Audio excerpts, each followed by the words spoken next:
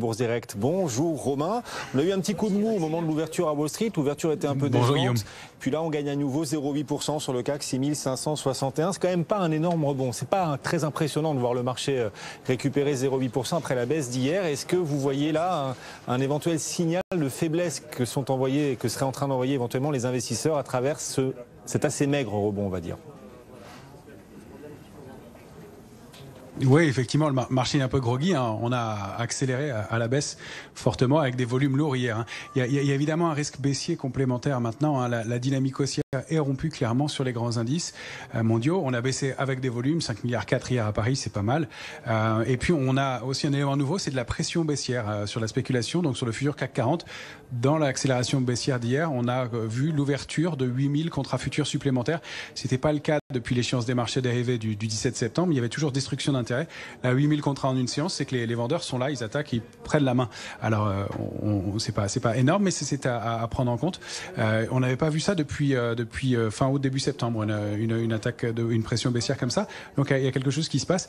Il y a aussi un petit risque du côté des couvertures sur les options. Elles sont là, elles sont présentes sur des niveaux bien identifiés, mais elles sont plus faibles. Il y a moins de protection. Les opérateurs se laissent un peu porter. Et puis, il y a ce calendrier, ces côtés stratégiques aussi beaucoup dans le marché actuellement, je pense, qui est qu'on n'a pas très envie de prendre de risques à cette période de l'année. Non seulement la période en elle-même, mais après le rallye qu'on a connu, après des performances qui sont bonnes, et des investisseurs qui se montrent un peu défensifs, un peu prudents. On le voit sur les allocations et sur les mouvements qui résistent. Alors, c'est pas pour autant que le marché est mûr, je pense, pour dégénérer, accélérer fortement à court terme. Il digère extrêmement bien les mauvaises nouvelles et on en connaît quand même pas mal maintenant et je trouve qu'on résiste bien.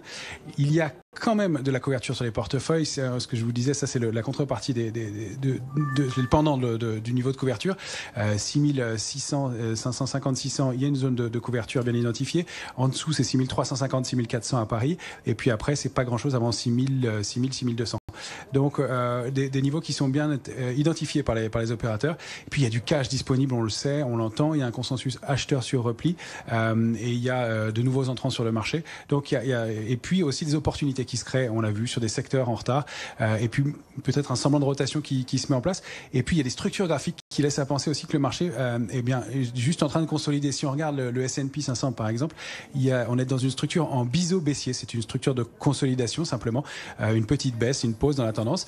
Alors, elle permettrait de cibler une accélération baissière complémentaire dans une zone qui est située entre 4232 et 4283 points. Elle serait invalidée si on débordait sur le S&P 4436 points.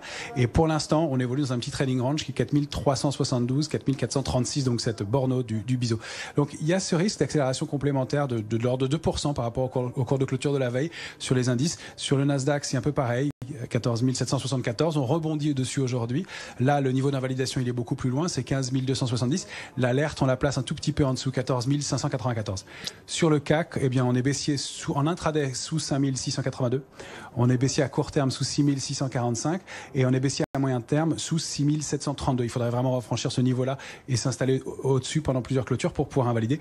Sinon, la cible, c'est plutôt aux alentours de 6 425 points au moins à assez court terme. Voilà, quelques-uns des seuils techniques. Vous pouvez retrouver ce rendez-vous sur notre replay, bien sûr, si vous êtes fan justement de graphiques et d'analyse technique des marchés. Les marchés qui tentent un rebond, même si on sent que c'est un peu poussif, et vous venez de parfaitement nous l'expliquer, du côté des valeurs qui animent cette séance, qui animent le marché en ce moment, est-ce que vous trouvez du potentiel, certains titres qui offrent plus de potentiel que d'autres, que ce soit à la hausse, Romain, ou aussi à la baisse? Oui, alors si on commence par les mauvaises nouvelles, il y a toujours un risque de baissier complémentaire sur les valeurs du luxe. Ceci dit, on a fait quand même une bonne partie du chemin. On a déjà perdu 25% sur Kering environ. Il resterait encore 6 ou 7% de même façon pour LVMH. C'est peut-être en train de stabiliser, mais il y a ce risque baissier complémentaire. Donc ce sont des secteurs qui sont devenus faibles et qu'on va éviter à court terme, sauf à trouver des figures de retournement un peu plus solides. Et puis il y a tous les secteurs forts du moment qui étaient la finance, la construction, la chimie, qui sont en train de devenir secteur faible. Et à l'inverse, pour la partie bonne nouvelle et intérêt du marché, il y a les valeurs bancaires qui deviennent une valeur forte. Alors, on va devoir agir de façon assez ciblée. On va faire du stock picking. On va pas prendre toutes les valeurs dans leur ensemble, mais un titre comme BNP surperforme. On a vu que le Crédit Agricole se comportait bien hier aussi. Et puis il y a toutes les valeurs pour jouer la réouverture cette fois-ci un peu plus solide, notamment les valeurs liées à l'aviation qui repaye. On aime bien Airbus, Safran, Thales, même si c'est un petit peu plus défensif. Et si le rebond semble s'essouffler un peu. Et puis il y a tout ce qui est lié au pétrole et oil and gas. Et là, il y a des opportunités à mon sens. On est entré il y a quelques temps sur une valeur comme Maurel-Éperon. On a allégé une partie de notre position aujourd'hui en dynamique, mais on est même prêt à re-rentrer de façon investisseur pour aller au-delà de 2,13. Le niveau important qu'on a franchi aujourd'hui, elle est ciblée des niveaux de 3,45 environ. Donc il y a un vrai potentiel sur cette valeur qui est en retard. Total Energy qui bien été en retard, patiné pas mal, a bien progressé récemment.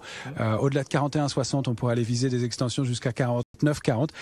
Et puis si on veut regarder les équipements anti-automobiles, si Valeo réussit après son gros rallye à aller s'installer au-delà de 25, on pourrait viser 32. Même Renault, qui est dans un biseau baissier aussi, pourrait, s'il arrive à déborder 32,50, viser 40. Donc voilà, il y a quelques sources d'intérêt.